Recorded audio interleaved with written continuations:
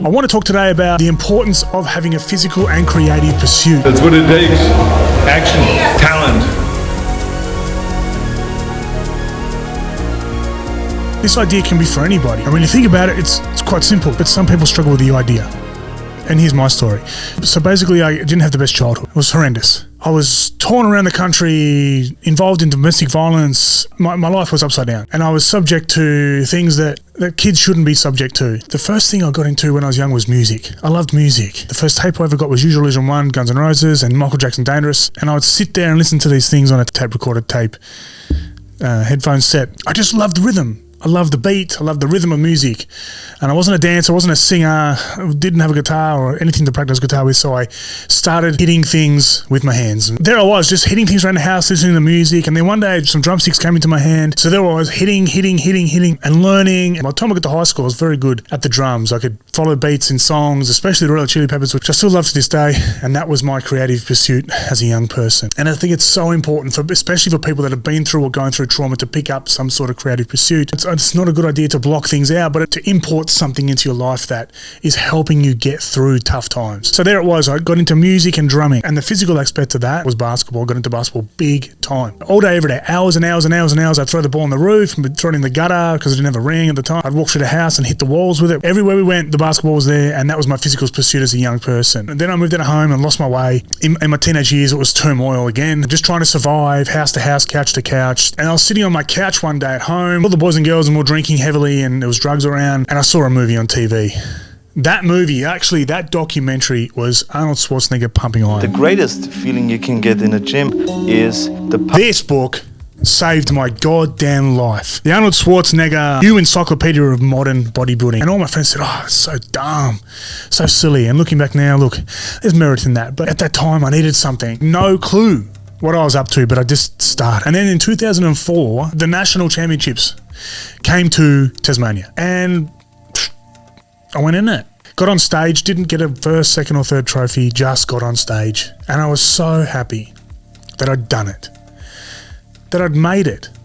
But, you know, it's a funny thing when you think you've made it. There's always more. You know, and that's when the steroids came in. But I'll talk about that another time. This is about creative and physical pursuits. So there I was, I had music and I had bodybuilding. And look, the physical training of bodybuilding, oh my God. I don't think bodybuilding is the smartest pursuit in the world, but it certainly is one of the most physically taxing.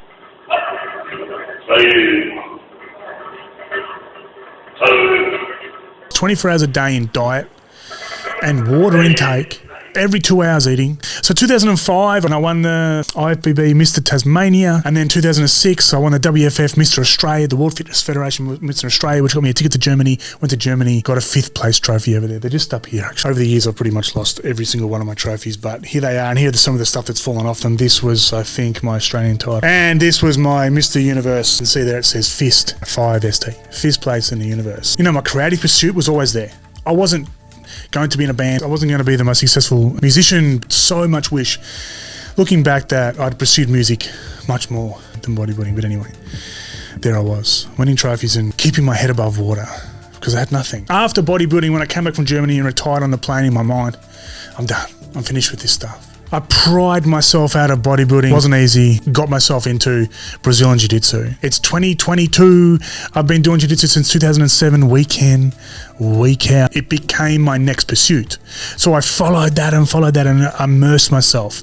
I was training hours and hours and hours every single day. I was competing in tournaments as losing and winning and drawing. It didn't matter to me. All that mattered to me was that I replaced that physical pursuit with another physical pursuit, that I'd move forward and made progression, that I had something to look back on and I had something to look forward to. I had something that I could focus on. And that was the most important thing for me. As a 27-year-old man, 28-year-old man, moving into my next pursuit, thank God I found Brazilian Jiu-Jitsu and didn't pursue bodybuilding.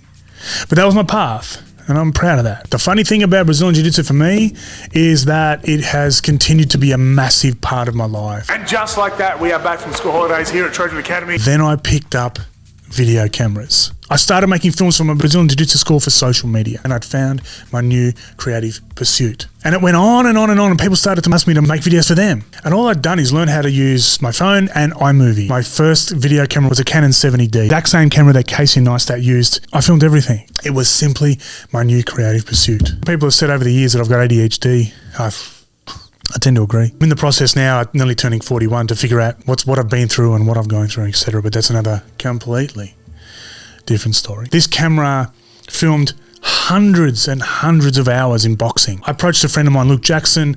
I said to him, Luke, we should make a documentary about you. The next day, Tuesday, we started filming. We never stopped. We did it for 4 years straight. We went across the world to Ireland, and I used the 70D. It is the morning after Luke Jackson's world title fight against Carl Frampton. We're here at the Hilton in Belfast. Before you watch the full fight, I'd just like to give you my thoughts. The 70D has done it all for me.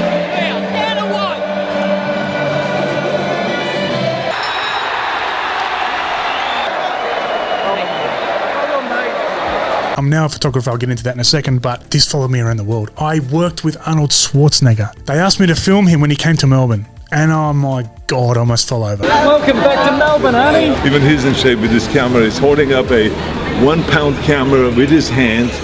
Just a form exercise for approximately now already without there ever stopping for 5 minutes straight. After all these years of bodybuilding, and my physical pursuit turned into my creative pursuit, filming Arnold Schwarzenegger when he came to Melbourne. I did that for 2 years straight. This is the camera I used.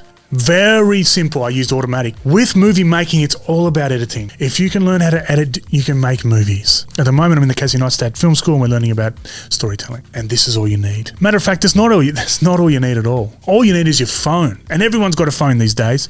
So get it out if you want to start making movies, and start today. My physical pursuit was Brazilian Jiu-Jitsu in my own academy.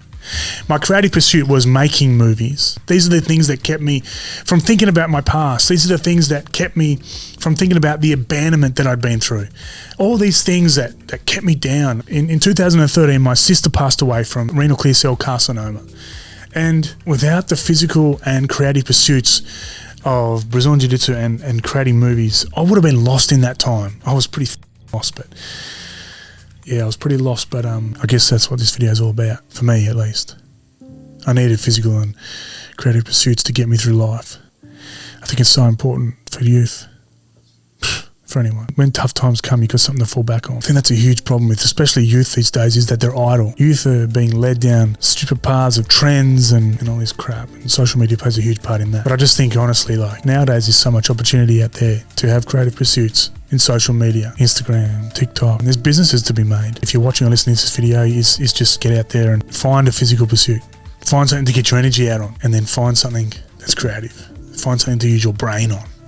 Not drinking, drugs, not violence, not street crime. Find something that's creative that you can make money from. You can turn your creativity into a business. I did it. I've done it a few times. Turned my video making into a career, into Darran Petty Films, traveled the world. Now I've turned photography into a career.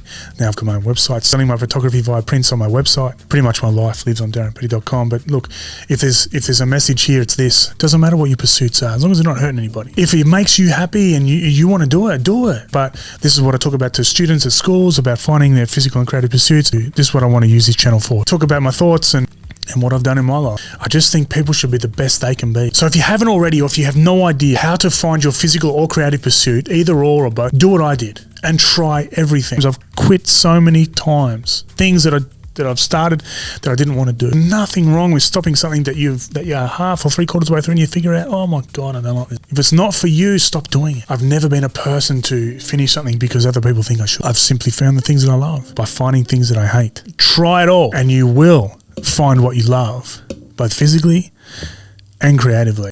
And one more thing, you can quit the things you don't like, but never, ever give up.